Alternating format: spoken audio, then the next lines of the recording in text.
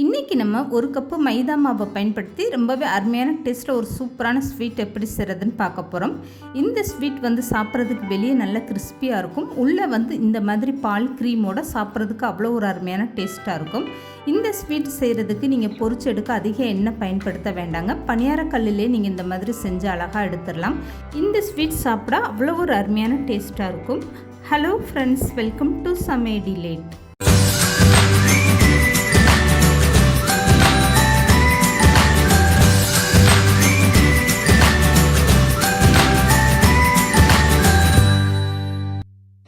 இந்த ஸ்வீட் செய்கிறதுக்காக ஒரு சின்ன மிக்ஸி ஜார் எடுத்துக்கோங்க. இதில் 4 ஸ்பூன் அளவுக்கு சமையல் எண்ணெய் சேர்த்துக்கோங்க. நீங்கள் விருப்பப்பட்டால் இதில் நெய் கூட நீங்கள் உருக்கிட்டு சேர்த்துக்கலாம். இப்போ இதில் ஐஸ் க்யூப் சேர்த்துக்கோங்க. இதை அப்படியே மிக்ஸி ஜார் மூடி சேர்த்துட்டு நல்லா அடித்து எடுத்துக்கோங்க. ஐஸ் க்யூப் சேர்த்து நீங்கள் எண்ணெயோடு அரைக்கும் போது அது இந்த மாதிரி ஒரு வெள்ளையாக க்ரீம் பக்குவத்தில் வரும். இப்போ ஐஸ் க்யூப் சேர்த்து அரைச்சி எடுத்த எண்ணெயை இந்த மாதிரி ஒரு அகலமான தட்டில் சேர்த்துக்கோங்க. மாவு பிசைகிறதுக்கு இந்த மாதிரி ஒரு அகலமான பாத்திரத்தை நீங்கள் பயன்படுத்திக்கோங்க. இப்போ மிக்ஸி ஜாரில் எண்ணெய் ஒட்டியிருந்தால் அதையுமே நல்லா கை போட்டு இந்த மாதிரி எடுத்துகிட்டு நீங்கள் சேர்த்துக்கோங்க. இப்போ ஒரு ஸ்பூனில் நான் எடுத்து காட்டுறேன் பாருங்கள். இந்த மாதிரி நல்ல திக்காக ஒரு க்ரீம் பக்குவத்தில் இருக்கணும். இப்போ இது அப்படியே இருக்கட்டும். இதுக்கப்புறமா ஒரு கப் அளவுக்கு மைதா மாவு எடுத்துக்கோங்க. இந்த மாவை ஒரே நேரமாக சேர்க்காமல் கொஞ்சம் கொஞ்சமாக சேர்த்துட்டு இந்த மாவை பிசைஞ்சுக்கோங்க. இந்த மாவு தண்ணியாக தான் நம்ம பிசைஞ்சு எடுக்க போகிறோம். ஆனாலும் ஒரே நேரத்தில் நீங்கள் மாவு சேர்த்துட்டிங்கன்னா இந்த மாதிரி ஸ்பூன் போட்டு கலக்கி எடுக்கும்போது அங்கங்கே உங்களுக்கு திப்பியாக தெரியும். அதனால் கொஞ்சம் கொஞ்சமாக மாவு சேர்த்துட்டு நீங்கள் பிசைஞ்சு எடுத்துக்கோங்க. இப்போ மீதம் இருக்கக்கூடிய மைதா மாவை நான் சேர்த்துட்டேன். இதுக்கப்புறம் ஒரு ஸ்பூன் வச்சு இந்த மாதிரி நல்லா கலந்து கொடுத்துருங்க. எடுத்தது நீங்கள் கை போட்டு பிசைய வேண்டாம். எல்லா மாவையும் சேர்த்ததுக்கப்புறமா நீங்கள் கை போட்டு பிசைஞ்சால் போதும். இப்போ இது கூடவே 2 ஸ்பூன் அளவுக்கு கோதுமை மாவு சேர்த்துக்கோங்க. 1 ஸ்பூன் அளவுக்கு கடலை மாவு சேர்த்துக்கோங்க. இது கூடவே 1/4 கப் அளவுக்கு காய்ச்சி ஆற வச்ச பால் சேர்த்துக்கோங்க. அப்படி இல்லைன்னா பச்சை பால் இருந்தால் சேர்த்துக்கோங்க. இப்போ இந்த மாவு பிசைஞ்சு எடுக்கிறதுக்காக ஐஸ் வாட்டர் பயன்படுத்துங்க. நார்மல் வாட்டரில் நீங்கள் பிசைஞ்சு எடுக்கக்கூடாது. இப்போ ஸ்பூனை எடுத்துகிட்டு கை போட்டு இந்த மாவு எல்லாத்தையும் ஒரு டைம் நல்லா இந்த மாதிரி கலந்து கொடுத்துருங்க. இதுக்கப்புறமா கொஞ்சம் கொஞ்சமாக ஐஸ் வாட்டர் சேர்த்துட்டு இந்த மாவை நல்லா தண்ணியாக நீங்கள் பிசைஞ்சு எடுத்துக்கோங்க. நார்மல் வாட்டர் சேர்த்து நீங்கள் இந்த மாவை பிசைஞ்சிட்டு அதுக்கப்புறமா எண்ணெயில் சேர்த்திங்கன்னா இது பார்க்குறதுக்கு தோசை மாதிரியோ இல்லை பணியாரம் மாதிரியோ தான் வரும். இந்த மாதிரி ஐஸ் வாட்டர் சேர்த்து நீங்கள் மாவு பிசையும் போது தான் இந்த மாவை நீங்கள் எண்ணெயில் ஊற்றும் போது அங்கங்கே மாவு அப்படியே ஓட்டையாக பார்க்குறதுக்கு தேன் கூடு மாதிரி பார்க்க ரொம்பவே அழகாக இருக்கும். இதனால் நீங்கள் ஐஸ் வாட்டர் சேர்த்துட்டு இந்த மாவை நல்லா பிசைஞ்சு எடுத்துக்கோங்க.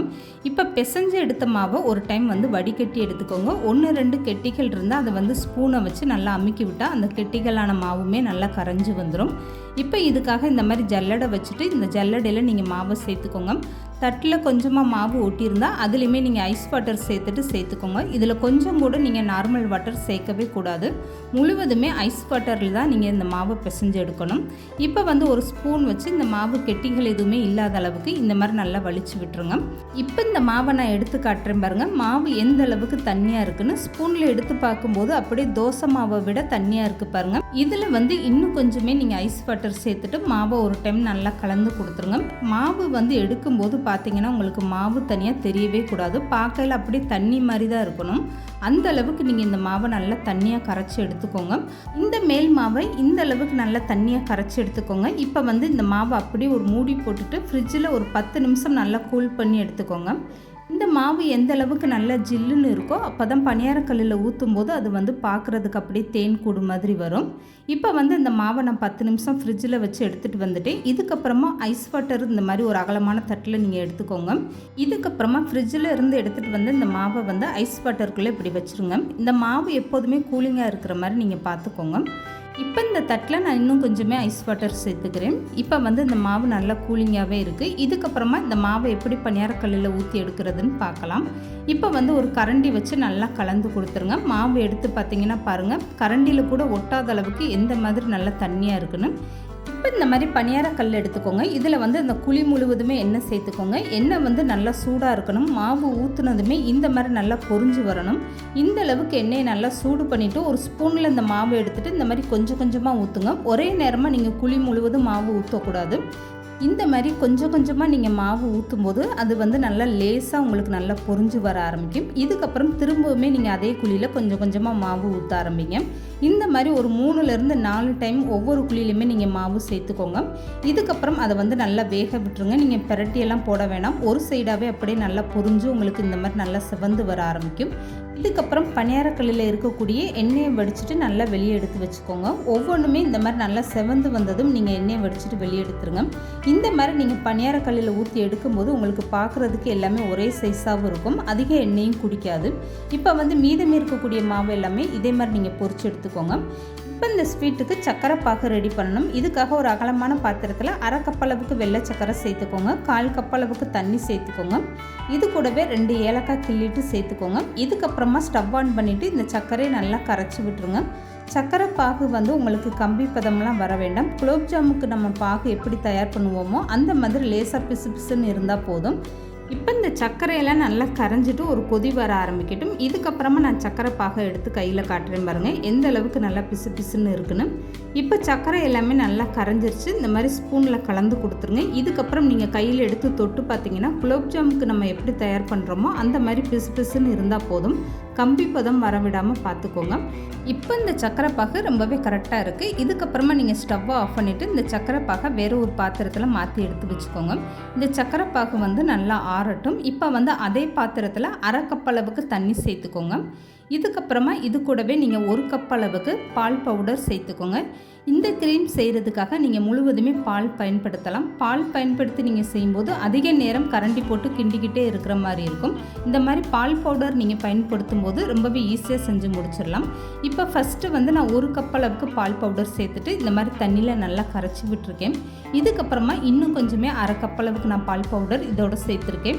மொத்தத்தில் 1/2 கப் அளவுக்கு நான் பால் பவுடர் சேர்த்துருக்கேன். இப்போ இது கூடவே இனிப்புக்காக 1/4 கப் அளவுக்கு வெள்ளை சக்கரை சேர்த்துக்கோங்க.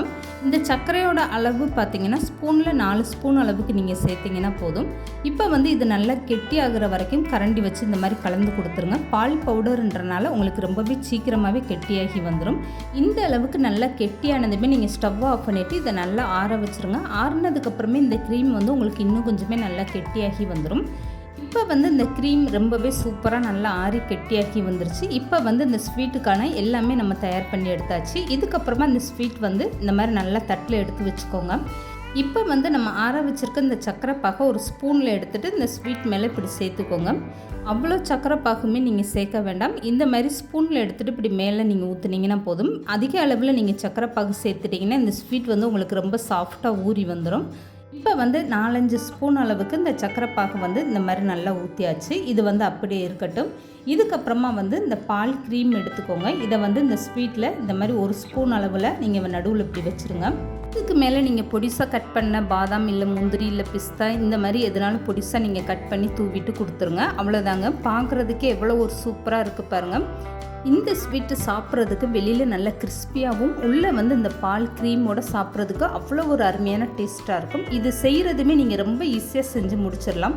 இந்த ஸ்வீட் செய்கிறதுக்கு 1 கப்பு மைதா மாவு பணியாரக்கல் இருந்தால் போதுங்க. ரொம்பவே ஈஸியாக நீங்கள் செஞ்சு முடிச்சிடலாம். இதுக்கு வந்து அதிக எண்ணெயும் உங்களுக்கு தேவைப்படாது.